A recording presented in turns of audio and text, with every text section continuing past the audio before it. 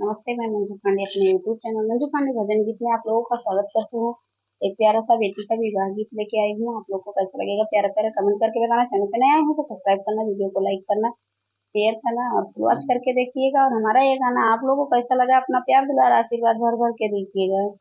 बाबा बगियावा चंदन कर पेड़वा, चंदन कर पेड़वा, अरे अचल बिछली गाई डरी रे ललनवा, अरे अचल बिछली गाई डरी रे ललनवा।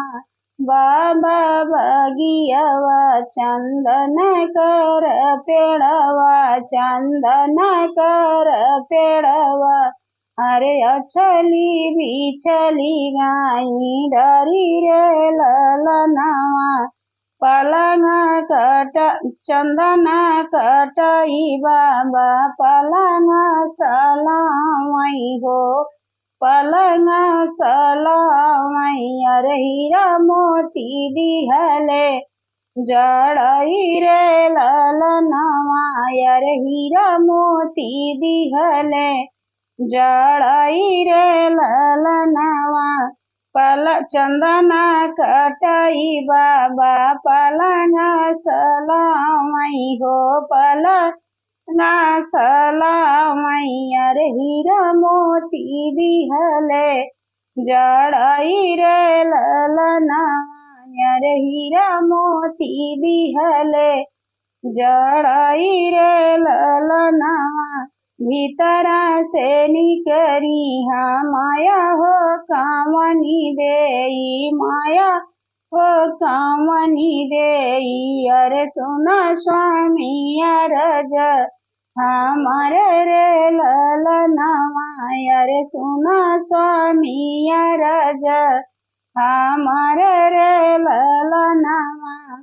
भीतर से निकरी हाँ माया हो कामनी देई, माया हो कामनी देई, अरे सुना स्वामी अरज हमारे रे ललनवा, अरे सुना स्वामी अरज हमारे रे ललनवा। एतनी जतनिया से बेटी के पाले हो, बेटी के पाले, अरे कैसे करब हमही बियाह रे ललनवा, अरे कैसे करब हमही बियाह रे ललनवा। एतनी जतनिया से बेटी के पाले हो, बेटी के पाले, अरे कैसे करब हमही बियाह रे ललनवा, अरे कैसे करब हमही बियाह रे ललनवा। एतनी बचन सुने बेटी के बाबा हो, बेटी के बाबा, अरे सुना धनायरज हमारे रे ललनवा, अरे सुना धनायरज हमारे रे ललनवा। आपन दुलरी बेटी यस के सजउबई हो, यस के सजउबई, अरे जई सई सूरजू औ चांद रे ललनवा, अरे जई सई सूरजू औ चांद रे ललनवा। आपन दुलरी बेटी यस के सजउबई हो, यस के सजउबई, अरे जई सई सूरजू औ चांद रे ललनवा, अरे जई सई सूरजू औ चांद रे ललनवा।